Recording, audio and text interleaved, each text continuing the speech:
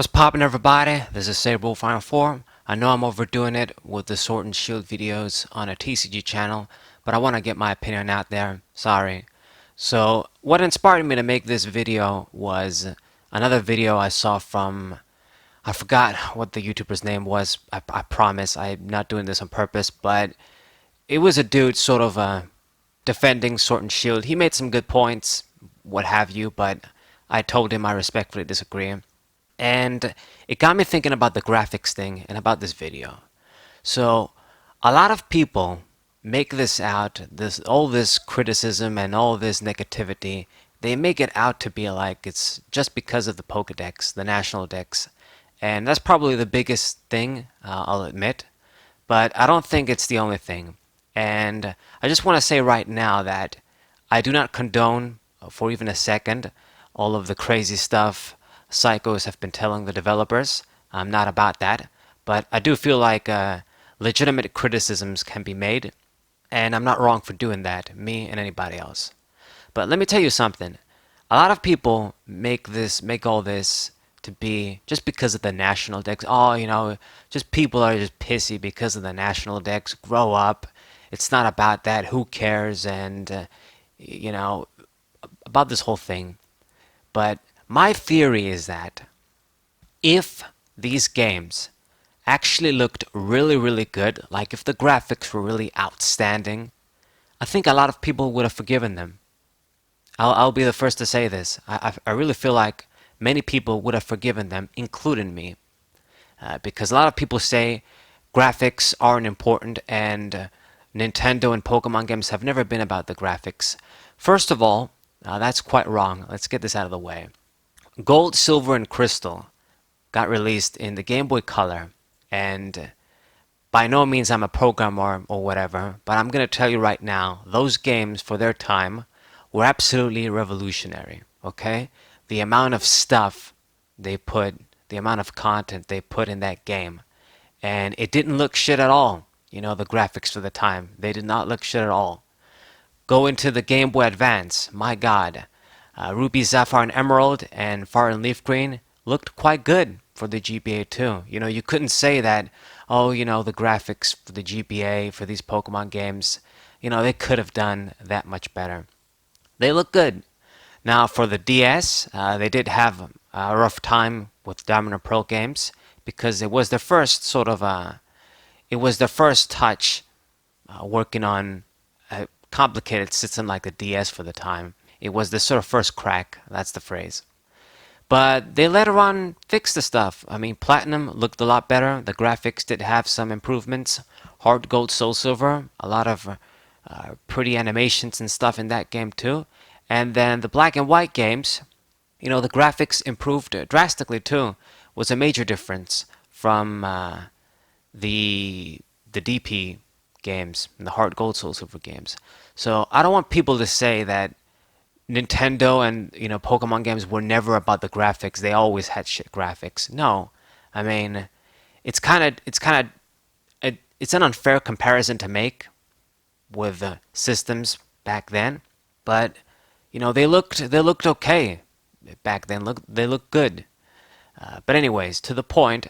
In my opinion, if Sword and Shield came out and blew expectations when it comes to the visuals, when it comes to the graphics, I think people, even though if they were going to be pissed about the whole National Dex thing, they would have been hard pressed to say, hey, you know what, this game is still shit, and what have you. Because let me tell you something, Shy Guy said this in quite a few videos. Great YouTuber, by the way. The Nintendo Switch is capable, even though it's not on the level of PlayStation 4, to run games like The Witcher 3, okay? And some other really demanding games. Zelda Breath of the Wild, it looks good. Mario Odyssey, it looks pretty good. So, there's no way in hell they couldn't have done something better. Another person said that if you get like a game like the Battle Revolution or the GameCube, the 3D GameCube games, Gale of Darkness and Colosseum, and you upscale the visuals to HD, the animations would look better than what the hell is in Sword and Shield. So don't tell me that they couldn't do better. It's just complacency what it is, and thinking that we can get away with it. The most important thing is to get the games on the Christmas period to act as a marketing tool, as a sort of a advertisement for the rest of the stuff, the TCG, the other merchandise, the plushes. That's just basically what it is. Because if these games came out and the graphics were a complete hit, beautiful games, beautiful visuals, everything looked great. You saw some animations of the Pokemon. You're thinking to yourself, man, I know not all the Pokemon are in here, but this fucking looks too good. Like it would have been a wrap. Like even me, if these games came out and they had incredibly good visuals that I was just basically would get boners just looking at this game.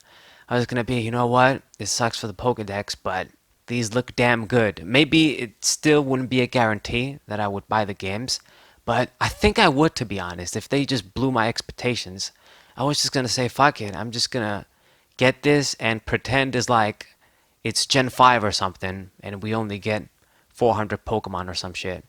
Yeah, we had more by then. But you guys know what I mean. I was just gonna accept that, okay, it's gonna be a tighter meta game, fewer Pokemon, but I'm getting a game that looks bloody beautiful. I'm really gonna enjoy going through it. And, if the post game is good, if a lot of the features are good, and if it's just a good ass general game where you see the effort was put in, they sort of blew our expectations even by a little bit, and the graphics are good, I think a lot of people would have forgiven them. But that's just how it is. They're not giving us something that just makes you sort of hey, okay, take your interest from the Pokedex away, and look at this to sort of distract us. But yeah, that's just my 2 cents on it. I guess a few good things. I will admit the Pokedex, the new Pokemon, are pretty good. Some of the EV features and stuff that I learned, they're all great stuff. I'm not going to get into competitive and what have you, but for a casual, for a regular guy looking at this without thinking about competitive stuff, what does this game bring objectively compared to other games in the market? Let's just forget about, comparing it to just Pokemon games. Does it have really good graphics? Is it going to have some sort of post game worth a damn? The Pokemon, the whole Pokedex thing, obviously, not all Pokemon are in there. So it's just things to look at. But yeah, in summary, graphics are important, and if this game looked bloody beautiful, a lot of people would have forgiven them, and even if they didn't want to, they wouldn't be able to complain. And don't say shit like Pokemon games were never about the graphics, because the GBA games, the color games, even the DS games, they looked good. And the 3DS games, to be honest, games like ORAS also looked solid if you stop and think about it for the 3DS hardware. So it's just Sword and Shield that are kind of dropping the ball here when it comes to graphics. But anyways, so this has been my rant. I hope you guys enjoyed. Subscribe to the channel. I do TCG stuff, but I just have so many opinions with this whole Sword and Shield games anyway. But yeah, TCG stuff. Subscribe. Share this video.